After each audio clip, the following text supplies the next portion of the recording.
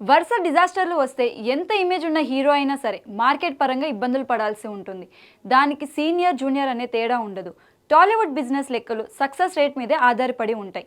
నితిన్ ప్రస్తుతం ఇదే స్టేజ్లో ఉన్నాడు. గత చిత్రాలు robin hood, extraordinary man, Macherla నియోజకవర్గం ఒక్కదాన్ని మించి మరొకటి సూపర్ ఫ్లాప్ కావడంతో కుర్రాడు డిఫెన్స్లో పడ్డాడు. డిస్ట్రిబ్యూటర్గా తండ్రితో కలిసి చేస్తున్న వ్యాపారం ఈ మధ్య వర్కౌట్ కావడం లేదు. కమల్ హాసన్ తగ్ లైఫ్ని భారీ మొత్తం పంపిణీ చేస్తే తీవ్ర నష్టాలు తీసుకొచ్చింది. ఇప్పుడు నితిన్ ఆశలన్నీ ఇంకో 9 రోజుల్లో విడుదల కాబోతున్న తమ్ముడు మీదున్నాయి.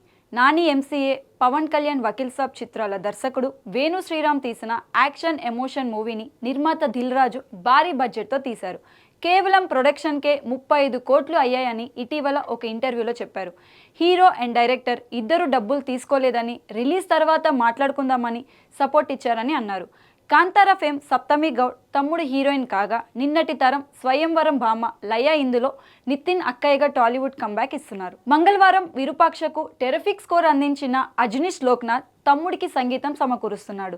తానెంతో అభిమానించే పవన్ కళ్యాణ్ టైటిల్ పెట్టుకున్న నితిన్ తన ఫ్లాప్ల పర్వాన్ని ఈ సినిమా బ్రేక్ ఇస్తుందని ఆశిస్తున్నాడు. దీనికొచ్చే రెస్పాన్స్ కలెక్షన్ బట్టే త్వరలో సెట్ పైకి రాబోయే ఎల్లమ్మ రేంజ్ ఆధారపడి ఉంటుంది. ఇది కూడా దిల్ రాజు ప్రొడక్షన్లోనే వస్తుంది. కుబేరా ఇచ్చిన కిక్కుతో జోష్ మీదున్న టాలీవుడ్ బాక్సాఫీస్కు తమ్ముడు హిట్ కావడం చాలా కీలకం.